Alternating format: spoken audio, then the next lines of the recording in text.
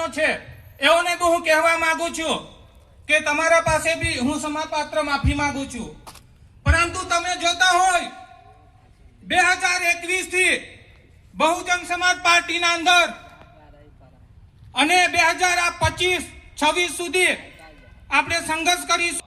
જે દશરથ માજીએ આખું પહાડ ચીરીને જે 2 કિલોમીટરનો રસ્તો પોતે આખું પહાડ ચીરીને લોકોને જવા માટે રસ્તાનો એક મજબૂતીનો પાયો બનાવી આપેલ. જે દશરથ માજીની પત્ની જે દશરથ માજી પોતે કામ પર જતા હોય અને એના માટે એ પત્ની જમવા માટે લઈને જતી હોય અને તે પત્ની જ્યારે પહાડ પર ઠોકર ખાઈને પડતી હોય ત્યારે એ વ્યક્તિએ ધારી લીધું કે જબ તક તોડુંગા નહીં તબ તક છોડુંગા નહીં. અને આ દશરથ માજીએ આખો પહાડ તોડીને આખો રસ્તો બનાવી અને લોકોને જવા માટેને એક રાસ્તો બનાવ્યો. દશરથ માજી ઈચ્છતા હતા કે જે રીતે મારી પત્નીનું પ્રાણ ગયેલા છે હું મારા ગામના લોકોનું પ્રાણ ન જવા દઈશ. તો સાથે હું તમને કહેવા માંગુ છું કે આપણે 2021 થી સંઘર્ષ કરતા આયા છે ને. આવાસ મકાન માટે સંઘર્ષ કરતા આયા છે કે નથી પૂછું છું તમને. અવાજ આવવું જોઈએ તમને બેન. મને એવું લાગે છે આપણે તો મૂર્ધા છે, મૂર્ધા શરીરમાં ધગસ રહેવી જોઈએ. હવે કેવું છું તમે જોરથી કહેજો, સંઘર્ષ કરતા આયા છે કે નથી? કરતા આયા છે કે નથી? આજે તમે એ વસ્તુને ઈચ્છો કે ડાંગ જિલ્લાના અમુક નેતાઓ પક્ષ પલટુ હોય, જે લોકો ક્યારે બીજેપીમાં જતા હોય, ક્યારે કોંગ્રેસમાં જતા હોય અને વિકાસની વાતો કરતા હોય. હું તમને પૂછું છું કે વિકાસ ફક્ત રસ્તા, રોડ અને પાણીનો જ મુદ્દો બન્યો છે કે શું દિવ્યાંગો દેખાતા નથી આ લોકોને? શું વૃદ્ધ પરિવાર દેખાતા નથી આ લોકોને? શું વિધવા બહેનો દેખાતા નથી આ લોકોને? શું શિક્ષિત વિદ્યાર્થી નથી દેખાતા આ લોકોને?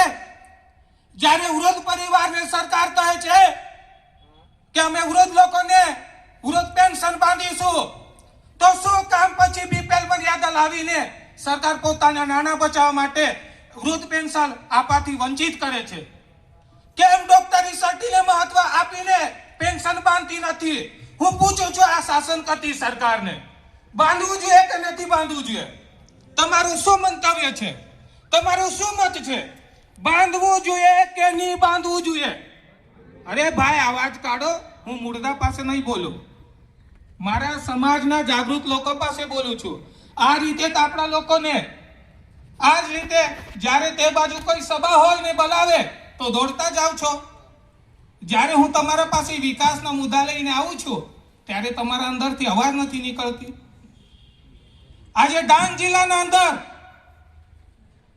311 ગામડામાંથી આ જો લિસ્ટ હું લાવ્યો છું, આ મારા ઘરમાં લખેલી લિસ્ટ નથી. આ માન્ય કલેક્ટર સાહેબ, નિયામક અધિકારી સાહેબ, જિલ્લા વિકાસ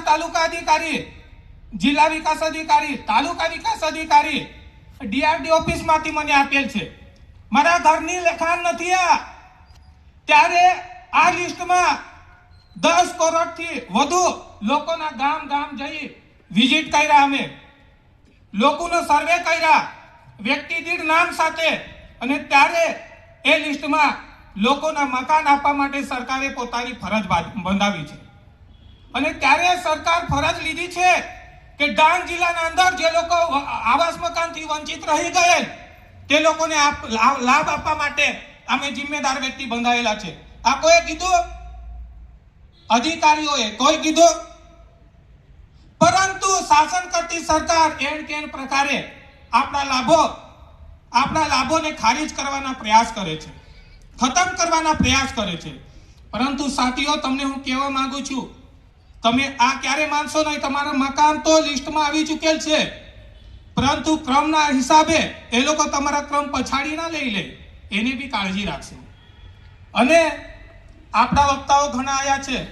આજે હું વિધવા બહેનોની જ્યારે લાચારી હું જોઉં છું, આજે વિધવા બહેનો જ્યારે ઘરમાં એક વિધવા બેન હોય અને જ્યારે એમનો ઘરનો પતિ ન હોય અને તેવા સમયમાં છોકરાઓને જોવાનું હોય, એમના શિક્ષણને જોવાનું હોય, ઘરના વાસણ કપડાં ધોવાની સમસ્યા જોવાનો હોય, કામ ધંધે જશે કે ઘરના પરિવારને સાચવશે, નોકરીએ જશે કે છોકરાઓની શિક્ષણ માટે સાચવશે.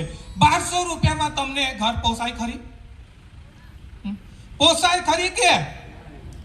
તો આપણાને મળવું જોઈએ 3,500 થી 5,000. સરકાર પાસે આ લડત મૂકો, આ માંગણી મૂકો. અને આ દિવ્યાંગ પરિવારને જ્યારે તમે જોશો તો દિવ્યાંગ પરિવારમાંથી ભાઈઓ અને આ બેન, હું તો નામ સહિત ઓળખું છું, આ ફિલ્ડ વર્કર વ્યક્તિઓ છે, એ વ્યક્તિઓને જ્યારે લાચારીને જોશો, એ મને કીધી એમની વેદનાઓ. અરે અમારા મા બાપ છે તો અમને જોઈ છે, પરંતુ અમારા મા બાપ ન હોય તો અમારી કેવી લાચારી અને બેકારી આવશે. અરે અમે તો ભીખ માંગવાના બી લાયક નહીં રહેશું, અને સરકાર અમને 1100 રૂપિયામાં ખપાય છે. હું આ સરકારને પૂછવા માંગુ છું, એસટી કેટેગરીમાંથી 311 ગામડામાં આપણે જાણીએ છીએ 48 તાલુકા સીટ આવી, જિલ્લા 18 સીટ આવી, ગ્રામ પંચાયત 100 પંચાયતો આવી. હવે 18 સીટમાંથી એક અનામત તરીકે એસટી માંથી દિવ્યાંગને અલગ ફાળવે અને એમને દિવ્યાંગનો પ્રતિનિધિત્વ દિવ્યાંગ રહે, એ માટે બી આપણે લડીશું કે નહીં? એસટી સીટ છે આપણે માનીએ છીએ, પરંતુ એમને દિવ્યાંગ તરીકે જોઈને એમને એસટી આજ સુધી એસટી સીટમાંથી ભાજપ ને કોંગ્રેસ પાર્ટીઓએ ક્યારે એમને એ લોકોને દિવ્યાંગ સીટ આપેલ નથી એસટી માંથી. કેમ કે એ લોકોની લાચારી જોઈ છે, એમની પરિસ્થિતિની હાલાત જોઈને એમને સીટથી બાકાત રાખે છે. પરંતુ બહુજન સમાજ પાર્ટીથી તમને કહેવા માંગુ છું, બની શકે તો ધારાસભ્યની દાવેદારી આ વખતે દિવ્યાંગમાંથી અમે આપીશું, અને બની શકે તો જિલ્લા તાલુકામાંથી બી દિવ્યાંગમાંથી લડીશું. આપણે લડવા માટે મજબૂત છે, સક્ષમ છે, હાથ પગમાં જોર નથી તો અફસોસ નથી, પરંતુ બુદ્ધિમાં આપણે મજબૂતી છે ને બુદ્ધિમાં મજબૂતી. અરે આ દેશના અંદર તમે જોવો, વિધાનસભામાં જનારા આ ભાજપના નેતાઓ, સત્તાધારી નેતાઓ ક્યારે બોલી શક્યા નથી. અરે હાલચાલ બી કરતા નથી. અમારા ગુંગાઓ તમારાથી સારા છે, ઈશારા કરીને બી છે ને ધબધબાવી શકે છે. તમે તો વિધાનસભામાં બોલતા નથી ભાઈ, તમે વિધાનસભામાં બોલતા નથી, તમે સંસદ ભવનમાં બોલતા નથી. તમે શું દેશના માટે કરશો? તો અમારા લોકો માટે કરશો? કશું કરવાના નથી મિત્રો. એટલે હું વધુ ના બોલતા મારી વાત ને હું ટૂંકાવતા સાથે સાથે આપ સૌને કહેવા માંગુ છું, શું બહુજન સમાજ પાર્ટીમાં તમે ઈચ્છાપૂર્વક ખેસ પહેરશો? આજે પહેરશો? હાથ ઊંચા કરીને કહો.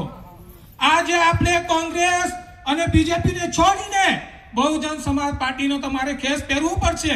હું તમારા માટે લડીશ, તમારા માટે દોડીશ. આજે શિક્ષિત વિદ્યાર્થીઓ જોતા હોય, તમે ગ્રેજ્યુએટ વિદ્યાર્થીઓ છે, નશામાં અમુક વ્યક્તિઓ પડેલા છે, સરકાર એને દોષી ઠરાવે છે, ભાઈ તમે નશા કરો છો, તાત્કાલિક તેમને ઉચકીને પોલીસ સ્ટેશનમાં લઈ જાઓ છો. હું એ પોલીસ મિત્રોનો વિરોધ નહીં કરું, પરંતુ તે સરકારનો વિરોધ કરું છું જે લોકો શિક્ષિત વ્યક્તિને નશેલી હાલતમાં જોઈ છે, પરંતુ જ્યારે તમે ધરપકડ કરીને લઈ જાઓ છો ત્યારે તમે એમને કેમ નહીં પૂછતા કે ભાઈ તમે નશો કેમ કરો છો? સીધું એ છોકરો કહેશે, હું ગ્રેજ્યુએટ ભણેલો વ્યક્તિ 16 લાખ રૂપિયાનો ખર્ચો નષ્ટ કરી માતા પિતાએ ભણાવી મને ગ્રેજ્યુએટ કર્યા, આજે નોકરી નથી, મને જોબ નથી, આજે હું બેકાર ફરું છું. એ ચિંતામાં કોઈ આપઘાત ઘટના કરી બેસે છે, કોઈ નશામાં પડેલો વ્યક્તિ હોય તો આ સરકારને કહેવા માંગુ છું, તમે નેતા પર ફરિયાદ કરો જ્યારે શિક્ષિત વ્યક્તિ પીધેલો હોય. કરવી જોઈએ કે નહીં? કરવી જોઈએ ને? જય જોહાર. મારી વાતને ટૂંકાવું છું.